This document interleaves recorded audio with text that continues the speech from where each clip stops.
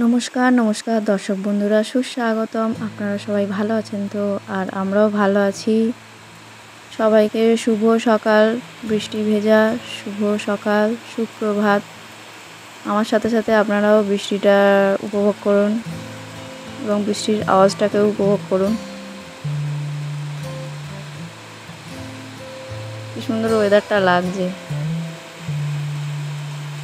আবার আগের দিনের ভিডিওতে আপনাদেরকে বৃষ্টির পর রোদটা কেমন হয়েছিল দেখিয়েছি। এবার কিরম, তার আগে যে বৃষ্টি হচ্ছিল কিরম হচ্ছিল দেখুন। আর কুমড়ো ছেচকি রেসিপিটা আপনাদের সঙ্গে পরের ভিডিওতে শেয়ার করব বলেছিলাম, তা আজকে শেয়ার করছি আপনাদের সঙ্গে। এমন কিছুই উপকরণ লাগে না, খুব সাধারণ উপকরণ। আমরা সাধারণ গৃহবধূ, তেমনি সাধারণ উপকরণ দিয়েও আমরা অনেক কিছু কিন্তু রান্না করতে পারি, বিশেষ করে আমাদের মায়েরা পারে। তাই আমাদের মায়েদের থেকেও আমরাও সেটাই শিখি। দেখুন, আমি কুমড়োগুলোকে সরু সরু করে কেটে নিয়েছি।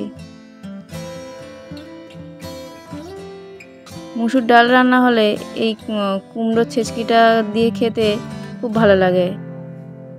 আর এই ডালের সঙ্গে এই কুমড়ো ছেচকি হলে সত্যি আর কিছু কিন্তু লাগে না। তো ছোটোবেলা থেকেই মায়ের হাতে খেয়ে এসেছি। তো আমার শ্বশুরবাড়িতে তো আপনাদের তো এর আগেই বলেছি যে আমার শ্বশুরবাড়ি হচ্ছে ঘটি আর আমার বাবার বাড়ি হচ্ছে বাঙাল।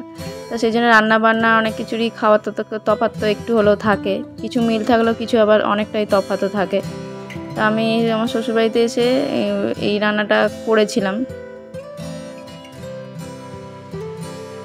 তো সেই থেকে আমার শ্বশুরবাড়িতে এমনি কুমড়ো দিয়ে অন্যরকম অনেক রান্না হতো, তরকারি অনেক কিছুই হতো।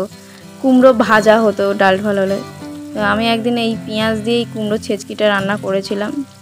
তারপরে আমার শাশুড়ি মাও দেখি একদিন করেছিল রান্নাটা। আসলে রান্নাটা তো খুব সহজ। আমি শ্বশুরবাড়িতে অনেক রান্নাই করেছি, আমার শাশুড়ি মা সেই রান্নাও করে, আমি যে রান্না করি।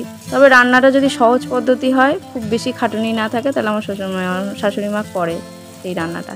আর যদি খেতে ভালো হয় তাহলে আমি যে রান্নাটা করে খাই সেটা করে। তো আমি দেখুন কালো জিরে ফোড়ন দিয়ে নিয়েছি আর পেঁয়াজটাকে ভেজে নিচ্ছি। পেঁয়াজটাকে একটু লম্বা লম্বা করেই কেটেছি, একটু মোটা করে। আর একটা কাঁচা লঙ্কা দিয়ে দিয়েছি। এবার কুমড়োগুলোকেও দিয়ে দিচ্ছি। কুমড়োগুলোকে ধুয়ে রেখে দিয়েছিলাম।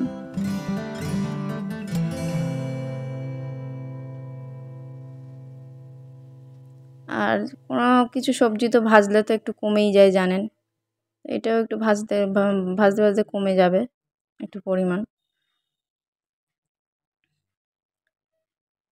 ভালো করে নাড়াচাড়া করতে হবে।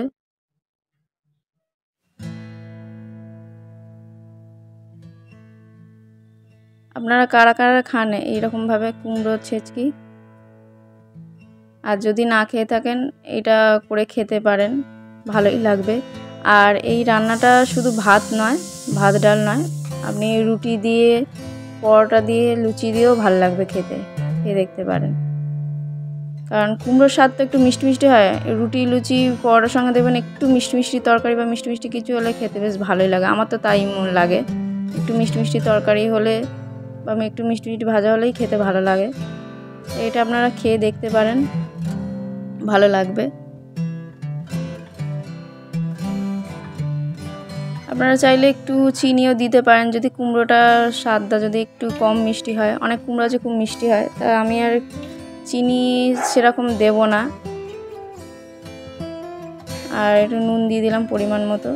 আপনারা চাইলে একটু চিনিও সামান্য দিয়ে দিতে পারেন।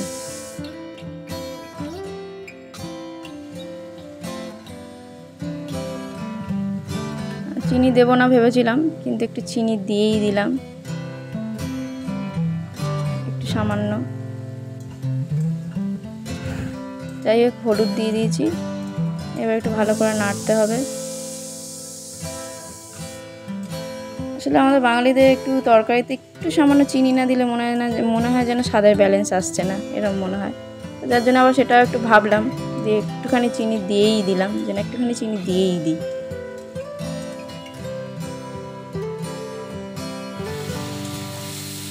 দেখুন আমার ভাজাটা প্রায় হয়েই এসছে। দেখুন কতটা কুমড়ো কেটেছিলাম, দেখুন এখন ভাজার পরে একটু পরিমাণটা কমে গেছে। এতে এতে জল দেওয়ার কোনো ব্যাপার নেই, শুকনো শুকনোই ভাজা হবে। সেদ্ধ হয়ে গেছে কুমড়োগুলো। এই দেখুন কুমড়ো ছেচকিটা কেমন হয়েছে। তো বন্ধুরা, ভিডিওটি কেমন লাগলো? ভিডিওটি ভালো লাগলে লাইক, কমেন্ট, শেয়ার, সাবস্ক্রাইব করবেন। Thank you.